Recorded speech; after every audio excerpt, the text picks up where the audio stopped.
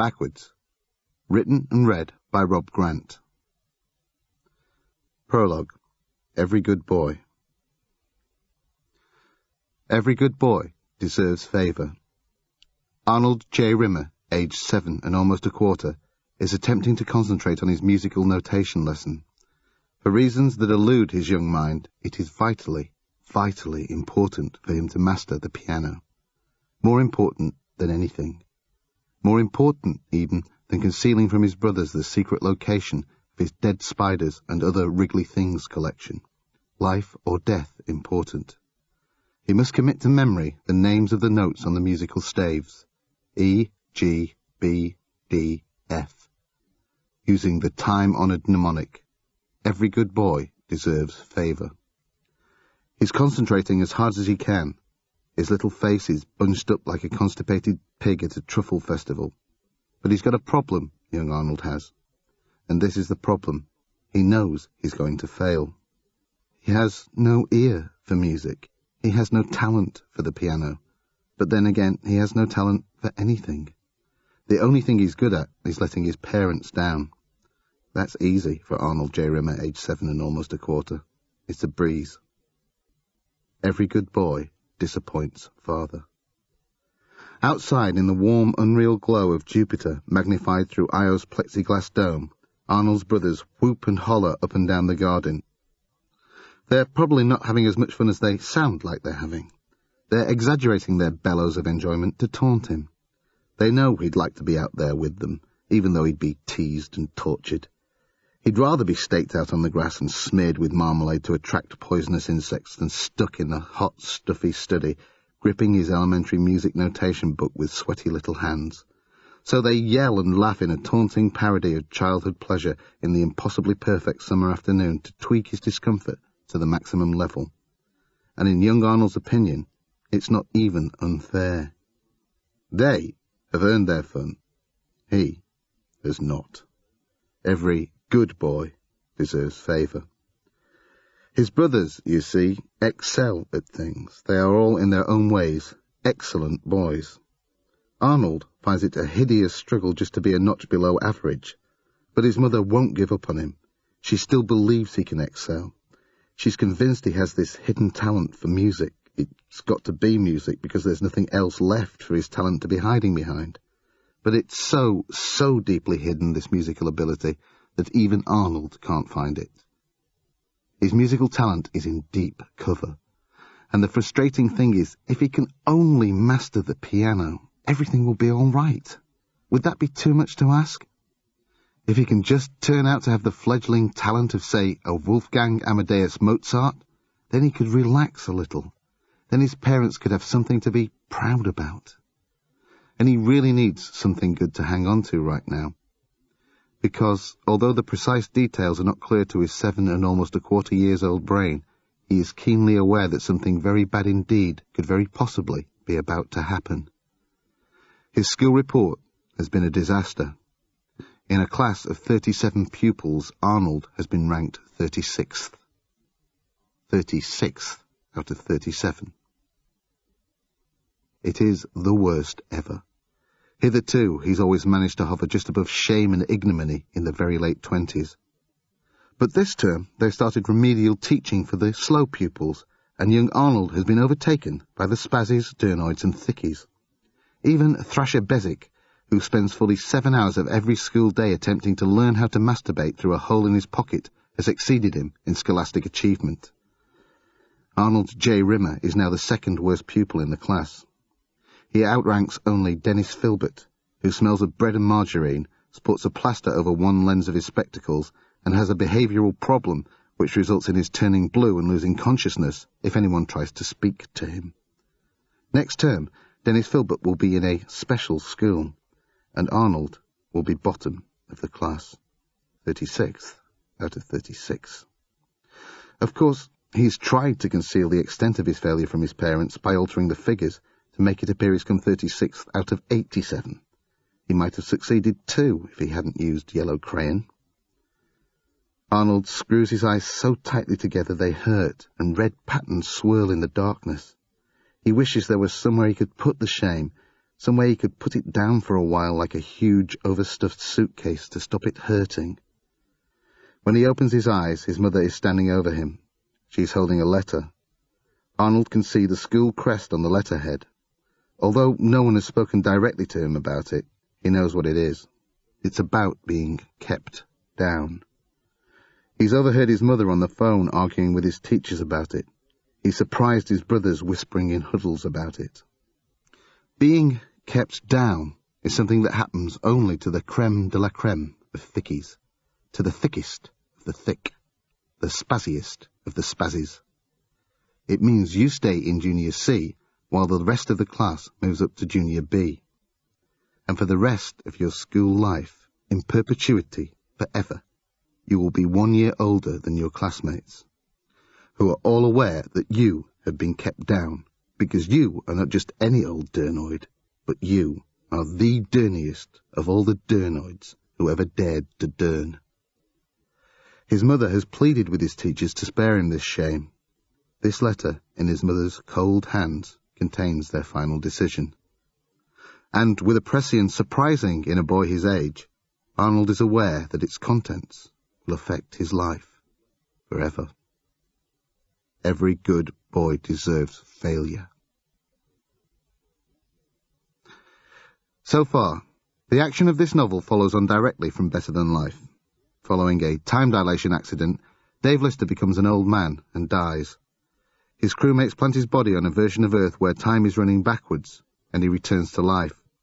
They arrange to meet him 36 years later by the souvenir shop at Niagara Falls. Part 1. Reverse Universe. Rimmer tried to smile charmingly, which was always a mistake for him.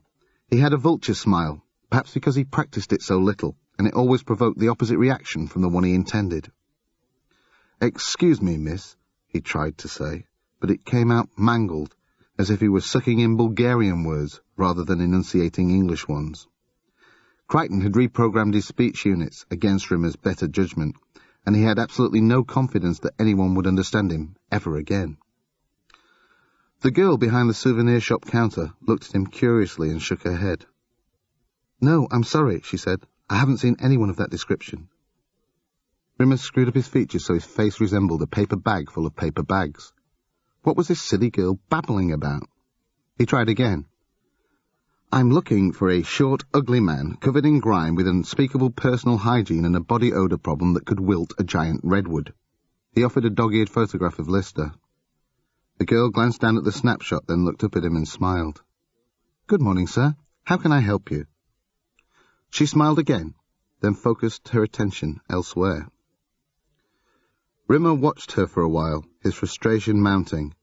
He tried to attract her attention again with a couple of subtle throat clearings, but the girl was watching the news on her illicit below-counter TV and chose to ignore him. Finally, Rimmer gave up. He glanced quickly over his shoulder, took a deep breath, and manoeuvred his way through the crowd of milling tourists, trying to look as nonchalant as it's possible to look when you're walking backwards. He rounded the corner. Thankfully, the corridor was deserted. He turned and walked forwards past the lavatories and stopped outside an unmarked door. "It's all right," he said to the door. "Coast clear." There was the sound of a bolt sliding and the door cracked open. Crichton looked up and down the corridor conspiratorially, ushered Rimmer quickly into the cleaner's closet, and closed the door. "Any luck?" Rimmer shook his head. "Not a bean." Crichton checked his internal chronometer. 9:30, almost 25 past. Pretty soon the Niagara Falls souvenir shops would probably start unopening up to tourists for the morning. He clucked nervously. "He must be there somewhere. You can't have looked properly." Rimmer's nostrils contracted imperiously. "I did the best I could, given I was walking backwards everywhere and I don't have eyes in my buttocks.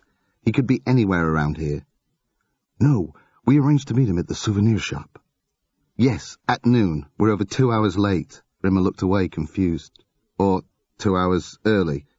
Whichever. And there's half a dozen souvenir shops scattered all over the place. I vote we all start looking. It's our best shot." Crichton squirmed. "I can't go out there, sir. I'd attract too much attention." Rimmer studied the mechanized plastic features and tried to imagine he was looking at them for the first time. It was true Crichton couldn't pass as human before even the skimpiest scrutiny. He looked as if someone had dealt his head 7 or 8 vicious blows with a butter paddle, leaving flat surfaces and sharp edges where a normal face would curve. "You'll be fine," Rimmer lied. "We'll invent some sort of cover story." "Like what?" "I dunno. We'll say you took your car to the crusher and forgot to get out." "No, I don't want to say again, no." The cat chipped in. He looked from Crichton to Rimmer and back again with a mixture of exasperation and confusion. Rimmer closed his eyes and muttered a weary imprecation.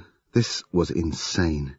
Here he was, a hologram, incapable of touching anything, stuck in a cleaning closet beside Niagara Falls on a bizarre manifestation of the planet Earth where time was running in reverse, with the cat, who could barely understand a word anyone said when they were speaking forwards, and a mechanical man who looked like Herman Munster's stunt double. What had he done in previous lives to warrant the karma belonging to this dream team from hell's own sulphur pit? "We've got to get out of here," he hissed with considerable passion. "All right," Crichton conceded. "Perhaps we can pick up some kind of disguise for me." "Good plan," Rimmer smiled humorously. "Perhaps we can squeeze you into a body-length boob tube and tell everyone you're a giant rubber-tipped pencil."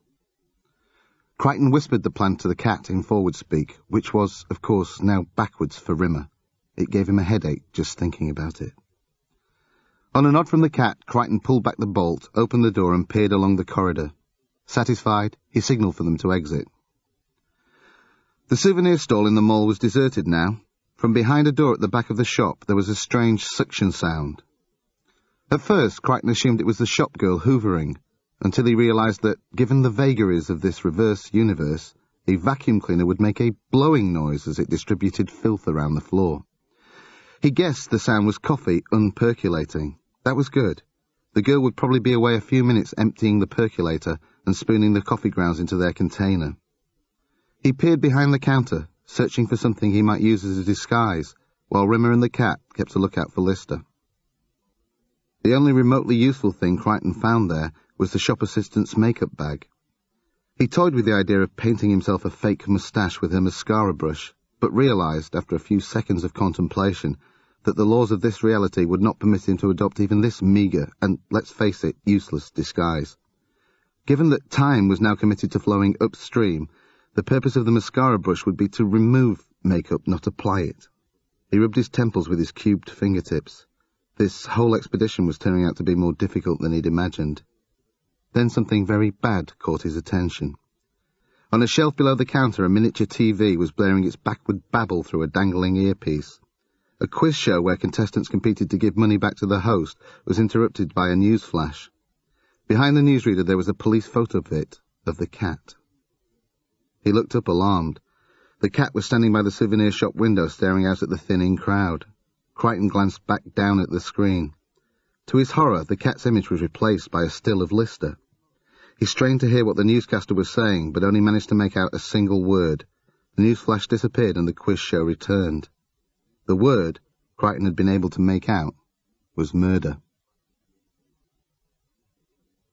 The back of the police van stank of vomit and stale urine, which would no doubt be inserted into various drunks and druggies once the morning drew to a close and the graveyard shift began. Lister shifted uncomfortably on the hard bench. The handcuffs were pinching his wrists wickedly as he fiddled with his groin, where the pain was beginning to crescendo, and his left ear was starting to throb redly. There were 2 policemen opposite him, and one either side, all of them glowering at him relentlessly. Despite all this, Lister was feeling pretty damn good. The last 8 years or so had been fairly hellish, and at last his ordeal was almost over. Without warning, the policeman on his left slammed the palm of his hand against the side of Lister's head, which stopped the throbbing and returned his hearing to normal. Better and better. Lister spotted some freshly chewed gum on the floor of the van. He stomped his foot onto it, deftly flicked it up into his mouth, and began chewing the wad contentedly, each movement of his jaw infusing the gum with more and more spearmint flavour. He heard a distant rumble and glanced through the dark reinforced glass of the van's rear window. He could see the mist from the falls as the vast volumes of white water cascaded up the mountainside. Almost home. He leaned his head back against the side of the van. With good luck and a following wind, he was less than 24 hours away from his first truly satisfying bowel movement in the best part of half a century. He sighed happily. Did anyone, anywhere, enjoy a more sumptuous prospect? The cat was beginning to feel extremely queasy. He was watching a fat man pick bits of pale fish flesh out of his mouth with a fork, which he was then sculpting neatly around a kipper skeleton on his plate. The cat glanced over at the table at Rimmer and Crichton to share his disgust with them, but they were both intent on their gobbledygook conversation. He looked around the cafeteria for a less distressing view, and settled on a young woman across the room who was slowly ejecting a long bacon roll from between her lips, which he managed to find mildly erotic. Rimmer was holding his palm to his forehead to conceal his hologrammatic H, his elbow resting on the table. They'd selected the gloomiest corner table in the room, but Rimmer still felt self-conscious and exposed. "That's all you heard? Murder? Not who murdered who, or how or where?" Crichton shook his head. "I'm afraid not, sir. But the cat's definitely involved. I think we must assume so. His likeness appeared alongside Mr. Lister's in the bulletin." Rimmer looked over at the cat, who, for some reason, was licking his lips lustily, his attention, which was undeniably the least of his attributes, focused elsewhere. "We've got to find out more. Can't we get hold of a newspaper?"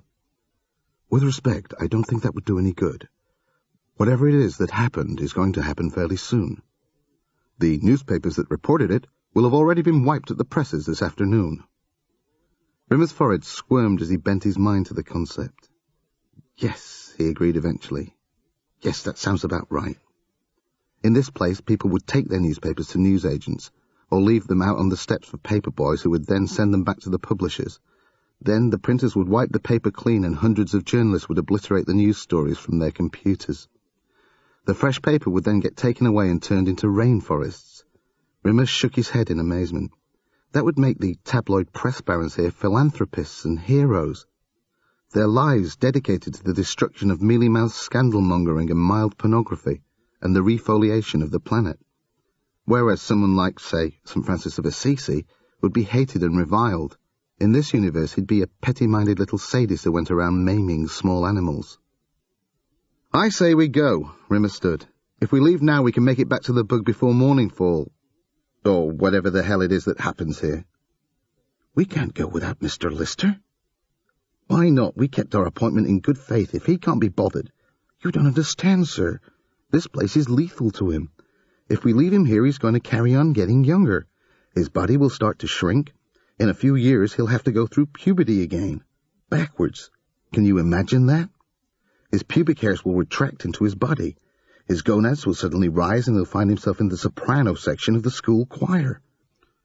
He'll carry on growing smaller and stupider until some obstetrician finally forces his little fat blue screaming body into his mother's womb, where he'll spend 9 months struggling to split himself into a spermatozoan and an ovum, and he'll end his days swimming around as a sperm in someone's testicular sac."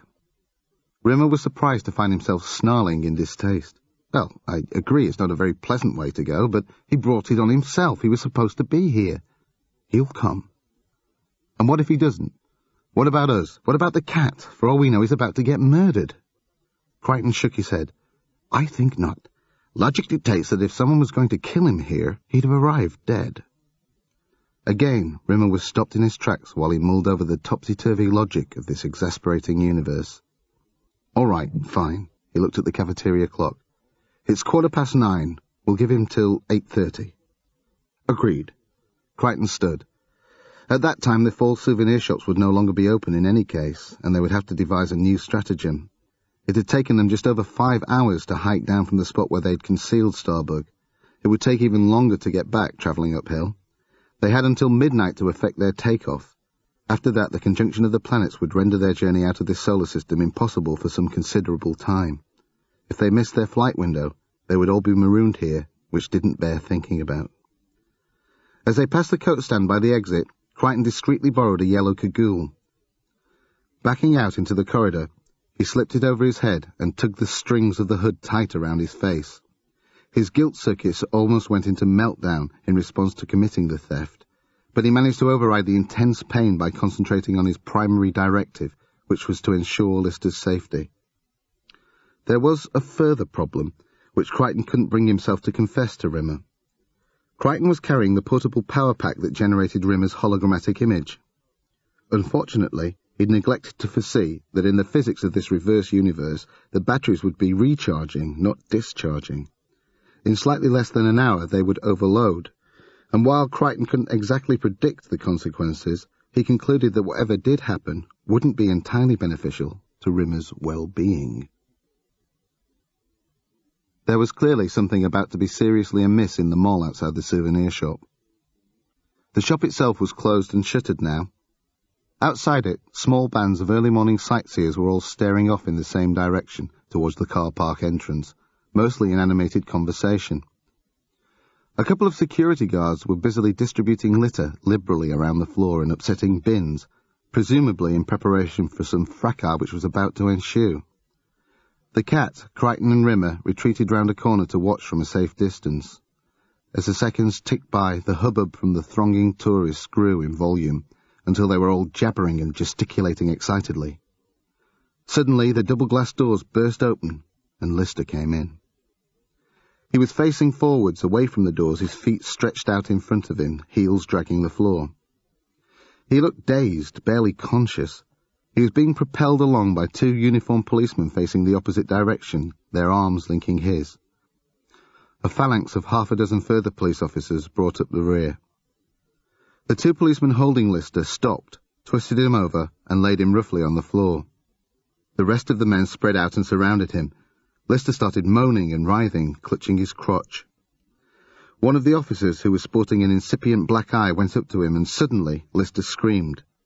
Crichton's view was partially obscured by the officer's back, but from the movement of his shoulders and leg it was fairly obvious that he was delivering a savage kick to Lister's groinal area. The Cat and Rimmer winced with the brutal sound of the impact. Lister seemed to recover instantly. He leapt to his feet acrobatically and nutted a truncheon one of the policemen had swung at him. He danced towards the groin kicker and delivered a neat jab to his face. The officer staggered back, the bruising around his eye gone. Two policemen, the truncheon swinger and the groin kicker, began circling Lister menacingly. The rest of them began to leave, taking off backwards at alarming speed. A couple of them disappeared down corridors, barking into walkie-talkies. The other four dashed out backwards through the car park doors and climbed into the van, which screeched off, its siren blaring. Lister maintained a boxing stance as the two remaining cops tried to outflank him. Words were exchanged, but Crichton was too far away to make out what was being said. It sounded as if the policemen were trying to calm Lister down, to which he was responding with taunts and abuse. Then, as abruptly as it began, it was over. The two policemen suddenly began panting and backed off, slowly at first and menacingly, then picked up pace. They skidded past the bins which the security guards had toppled, knocking them upright. The litter leapt back spectacularly into the baskets. Then the cops ran backwards down opposite corridors, with the groin kicker shouting into the collar microphone of his police radio, and they were gone. For a moment Lister stood there, breathless, then wheeled around, performed a reverse skid worthy of Fred Astaire, and charged off backwards in pursuit of the groin-kicking cop. Then the early-morning tourists turned away and went about their business, and the plaza was calm and peaceful, as if nothing at all had happened. "Well," Rimmer said, "that's our Listy, all right. Discreet, isn't he? The last 30-odd years seem to have mellowed him out completely." Crichton chewed the plastic of his lower lip. "The question is, how do we go about catching up with him?" "We don't," Rimmer trilled without hesitating. "He's got an entire SWAT team on his back. We're out of here, matey." "No, think about it. There's only one policeman chasing him now, or rather, he's running after just one policeman. My guess is he's leading that policeman towards where we're going to be, in order to divert him away from us, as it were. If that's going to be the case, our problem is getting to the place where the policeman would be going to spot us if Mr. Lister doesn't attract his attention. Does that make sense to you?" "Not even slightly." "I believe the corridor he ran down leads to that walkway. We need to find another way to get there." Crichton nodded across the mall. "If I'm correct, that door leads onto some kind of maintenance passage by which we can achieve the same destination." Before Rimmer could protest, Crichton and the Cat started reversing across the mall. Rimmer sighed heftily through his nose, turned around, and backed out after them. The access door was unlocked. Rimmer and the Cat slipped through it quickly. Then Crichton backed inside, glanced around briefly to check no one had spotted them, and closed the door behind them. As they got deeper into the passage, the fall's rumble intensified to deafening proportions. Worse, Rimmer was horrified to discover he was finding it more and more difficult to see. After a few minutes, he was almost blind. "What the smeggy's happening?" he screamed against the liquid thunder. "Don't panic, sirs. Almost there," Crichton chirped. He grabbed hold of the rails of a metal access ladder and climbed up to the hatch which led to the walkway. Gingerly, he prodded the hatch open a crack and looked out. It was now just before 9 o'clock and the walkway was deserted. As Crichton watched, a policeman came running backwards towards him. As he swept past the hatch, Crichton recognised him as the groin kicker from the mall. Then Lister came into view, chasing the policeman backwards. The cop stopped at the far end of the walkway, yelled into his lapel microphone and stood for a moment, looking at Lister. Lister skidded to a stop by the access hatch and did a double-take at the policeman, who performed his own double-take, then disappeared around the bend. And for the first time, Lister directed his attention towards the hatch. His eyes locked with Crichton's, and he beamed a grin of such intensity the mechanoid thought his circuits might melt in the glow of it. "All right," he said backwards in his familiar Scouse twang. "You can come out now." Crichton opened the hatch and clambered out. "Oh, sir," Crichton crooned, "I can't tell you how delightful it is." "Save it," Lister cut in abruptly. "There'll be plenty of time for that earlier. That cop's still going to be chasing us for a while yet."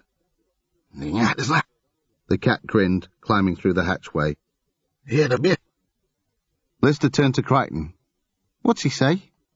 "I believe he said, 'Hey, buddy, how's it hanging?'" Crichton offered. "Smeg, are you telling me you can't understand backtalk? Great. Outstanding. That's going to be a big help." "I can translate for him, sir." Lister shook his head. "No good. We're going to be split up pretty soon." Rimmer's head appeared through the hatchway. "Split up? We've only just found you." Lister's grin broadened. "Rimmer, I never thought I'd be able to say, 'I'm glad to see you,'" he said. "And I'm still right."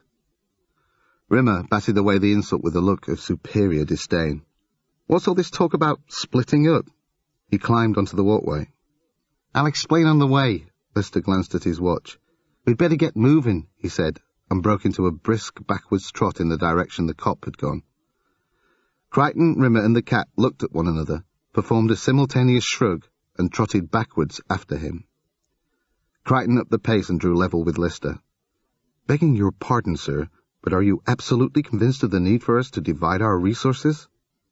"We've got no choice, Crichton, mate. It's me and the cat that feds are looking for. No one ever mentioned spotting you or Rimmer. It's not a question of what we decide to do. Somewhere along the way we get separated." Rimmer jogged up beside them. "Excuse me," he panted, "but can someone please explain the plan to me here? As far as I can make out, we appear to be in pursuit of an extremely brutal policeman with a penchant for drop-kicking people's gonads." "Actually, Rimmer, he's chasing us." "Well, call me a sowsucker and spin me on a stick, but wouldn't it be infinitely more prudent for us to take off in the opposite direction?" Lister shook his head. "I know it's hard to wrap your head around it, but things don't happen here, they unhappen, because basically they've already happened, and it's not a blind thing you can do to change them. It's like trying to change the past in our own universe." They ran on until the constant background rumble of the falls was just a distant roar.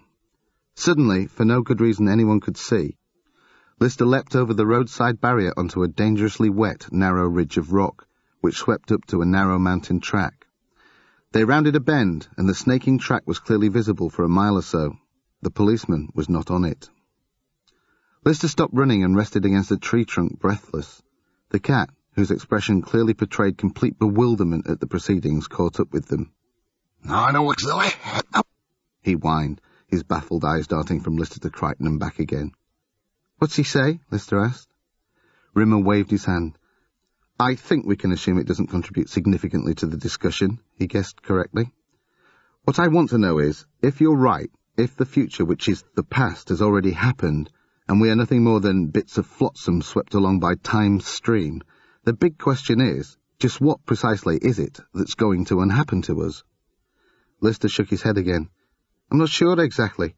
The people here, the natives of this universe, they have a sort of backwards memory. They only remember the future. As soon as you get introduced to someone, they instantly forget you, I don't know why, but it doesn't work like that for me. Maybe it's because I don't really belong here." Lister paused and looked away across the valley to the distant peaks.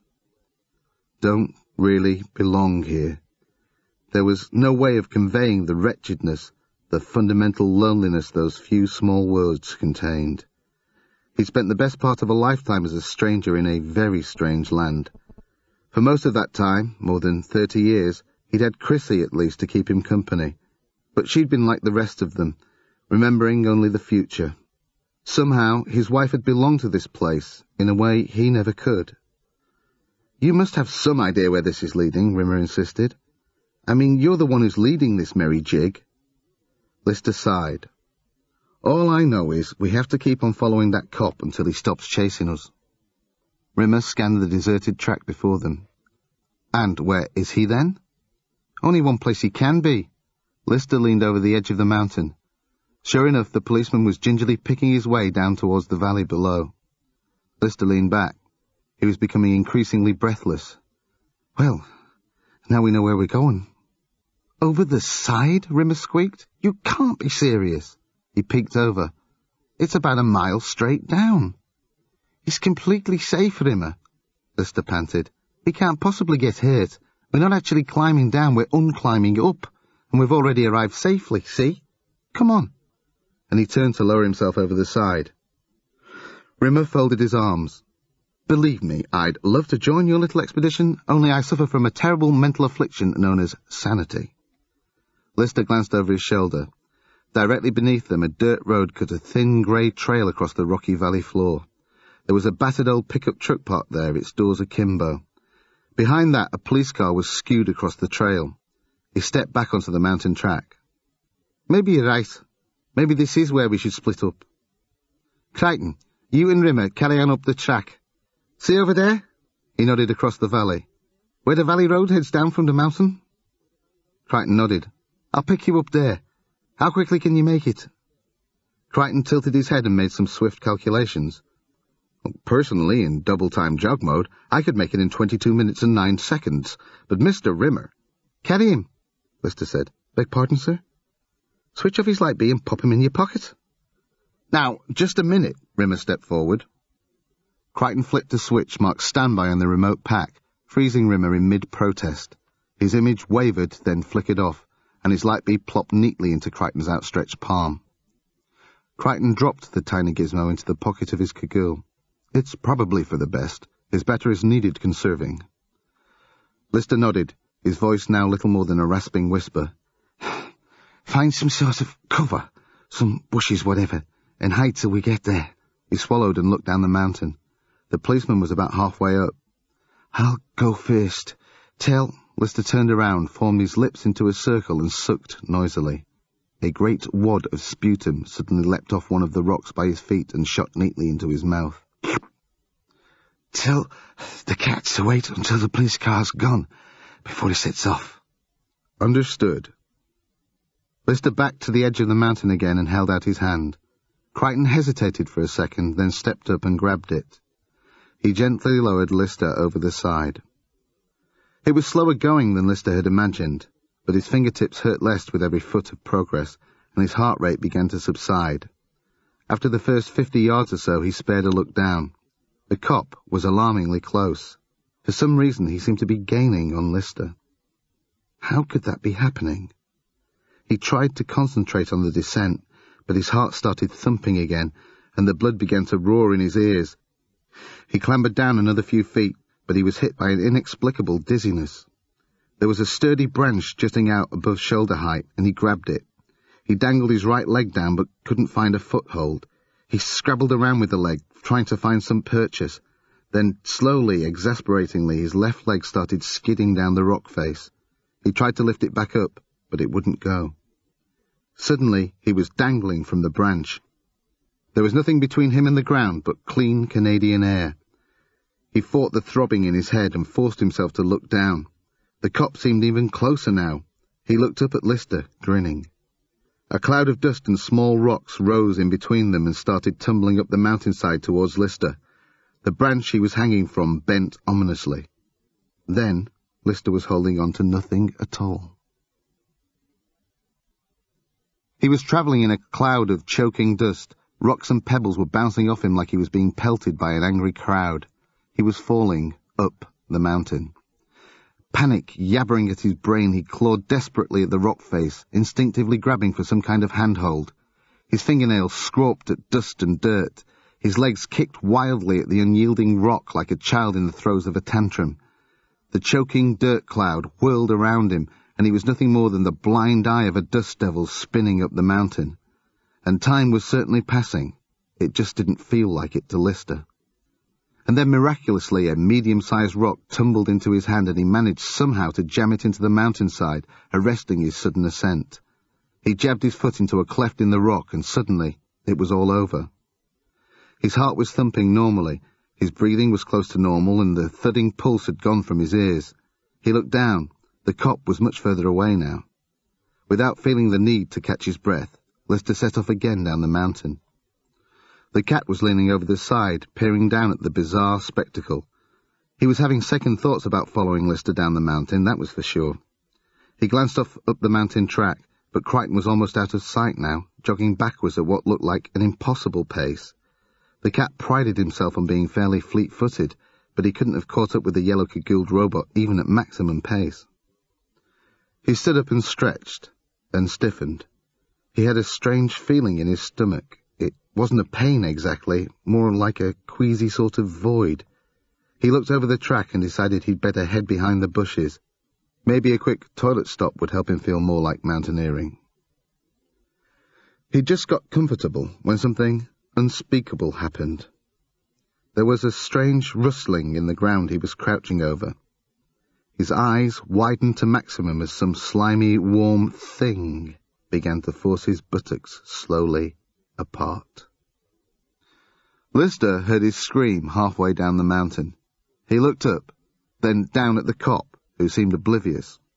The cop was almost at the bottom now, just scrabbling down the last few yards of loose rock at the foot of the mountain. When he hit the ground, he stopped, looked up at Lister, then ran backwards to the police car. He picked up the radio that was dangling from the door and shouted into it. Then he climbed into the car, started up the siren, and screeched off along the narrow dirt track. Lister kept on down the mountain until the police car had reversed up the valley track and swept out of sight. He looked up. The cat was peeking over the ridge at the top. Lister signalled for him to come down, and the cat turned around and started lowering his lithe body down the mountainside with astonishing nimbleness. Lister sighed. So far, he'd got it right. Fairly soon, he'd found out the answers to a lot of the questions that had been plaguing him for so long. The most important of those questions was whether or not he'd actually committed the crime that had put him in prison for the last 8 years. Crichton felt more than a little stupid jogging backwards up the mountain trail. He could probably have made better time jogging forwards, but he was unwilling to risk drawing attention to himself unnecessarily. Not that a mechanical man thundering along a dirt track at 42 miles an hour in a bright yellow plastic anorak could be squeezed into the category of commonplace sights, but Crichton was determined not to miss his rendezvous with Lister, and so setting a more discreet speed or adopting a route which afforded more cover was out of the question. When in Emor, Crichton thought, do as the Snaymore. He jogged around the bend and stopped to take his bearings. This was roughly the place designated for the rendezvous. He looked around and spotted the dirt road that led down into the valley. Fresh, deep tyre marks were cut into the road beside a shallow ditch which was thickly strewn with loose foliage. With a start, Crichton registered a police siren, pooping towards him. He dived into the ditch and tugged the ferns and branches around him, just as the police car leapt over the brow and reversed past him, sucking with it thick plumes of dust. Crichton lay there until the siren faded and the engine sounds died away. Then he rolled out of the ditch and crept towards the brow of the mountain. The old pickup truck was winding up the valley trail towards him. He collected up the foliage he'd used for cover and began to reattach it to nearby bushes and trees. It seemed the decent thing to do. In the reverse ecology of this planet, the function of plant life was to suck in the oxygen that humans exhaled and process it into carbon dioxide, which humans required to breathe. Just as he was reaffixing the last leaf, the pickup truck tumbled over the crest of the track and screeched to a stop nearby in the pre-cut tyre tracks. The door flung itself open, and Crichton caught the handle. Get in, Crichton. Let's go. Crichton climbed into the passenger seat and tugged the door closed. Lister raised his foot from the brake and they lurched off backwards. When they hit top speed, Lister pumped down on the accelerator and they raced steadily off along the track up towards the peak. Crichton looked up at the driver's mirror and caught a glimpse of the cat, who was sitting rigidly in the rear seat, his eyes wide and unblinking, as if someone had slapped 2 fried eggs on either side of his nose. In the distance, a flashing blue light above a small ball of dust was travelling away from them. "Won't be long now," Lister smiled. After a few seconds, the dust ball vanished, and the blue light reversed swiftly off the track, through a gate which led to a small farmstead, where it seemed to park. It took the pickup a couple of minutes to reach the gate. As they zoomed up, Crichton saw the policeman standing by his vehicle with a barefoot man in dungarees. They were both staring at the pickup agape. Crichton felt Lister's hand on his head, thrusting him below the windscreen. "Stay out of sight," Lister hissed. After a few seconds, Lister raised his hand, and Crichton straightened up in the seat. The road was clear. "That's it then, sir," he beamed. "The policeman is no longer in pursuit." "That's right," Lister agreed, but his expression was harsh. "And round about now is when someone goes and gets themselves killed." Rimmer glowered out of the window into the blurred motion of the valley below. He'd given up glancing at the speedometer when he'd noticed that the needle had bent and stuck on its upper extremity, which was, for the record, 120-somethings per hour. Rimmer didn't know or care whether it was miles or kilometres. In his book, anything over 30-somethings per hour travelling backwards on a winding mountain road was sheer insanity. He leaned over the catatonic cat and yelled above the engine's whine into the driver's ear. "Lister, as you are well aware, I am no stranger to travelling at light speed. However, I am more than a little uncomfortable attempting it in a clapped-out old shooting brake on a narrow dirt track up a mountain in reverse." Lister's grin broadened. "You still can't wrap your head around it, can you? It's physically impossible for us to crash in this car on this trip." "So you say. All the same, I'd feel slightly more comfortable if we weren't actually overtaking radio waves." Rimmer leaned back and closed his eyes. He might as well have been urging a crippled blind deaf-mute to be dancing to La Bamba. He was beginning to wish they hadn't turned him back on. Crichton had rigged his portable power pack to the old pickup's dynamo, and they'd revived him in order to help his batteries wind down, which seemed to Rimmer as insane as everything else in this lunatic world. Still, they were heading towards Starbug. The nightmare was almost over. Soon enough, they'd be in a universe where time flowed smoothly in the proper direction and things made sense. A universe where Santa Claus was a good person, not some evil old bastard who sneaked down chimneys once a year to steal all the children's favourite toys. "Just how much further?" Rimmer began, and then spotted something that took his mind off their velocity. On the seat beside him was a cluster of tiny shards of glass he hadn't noticed before. There was another spattering of them by the handbrake. Where had all this glass come from? And what was that funny little hole in the dashboard? "You were saying?" Rimmer's eyes flicked up to the driver's mirror. There seemed to be a similar sort of funny little hole in the rear window. "Rimmer?" Rimmer turned to examine the hole, which was surrounded by a network of thin cracks. He turned back to Lister. "Where did you get this car?" Lister shrugged. "Dunno." "What do you mean? This is your car, isn't it?" Lister shrugged. "Maybe. I've never seen it before." "Are you telling me you're about to steal this vehicle?" "Not necessarily. Maybe I'm going to buy it." Rimmer's eyebrows pushed his hairline back a good 2 inches. "At the highest, most obscure peak of an obscure mountain range? Presumably from one of the many discount second-hand car showrooms that flourish there?" Lister shifted uncomfortably in his seat. "Who knows? Maybe we buy it from a farmer or something." "Lister, there is only one type of people live in the most obscure peaks of obscure mountains. Strange people. People who don't like other people. Not polite, besuited second-hand car salespeople. Hermit-type inbreed people with criss-cross front teeth and a penchant for stews well stocked with human flesh. People who, when other people take something away from them, are not averse to shooting at those other people with bullets." Crichton twisted towards Lister. "Bullets?" Lister sighed. Oh, OK, we're going to get shot at. He nodded at the bullet hole in the dash. But he's going to miss. Can everybody please relax? But Rimmer couldn't relax. He became less relaxed with every stone that spat itself under the wheels of the stolen car as they relentlessly wound their way up the narrowing road towards an inevitable gun battle.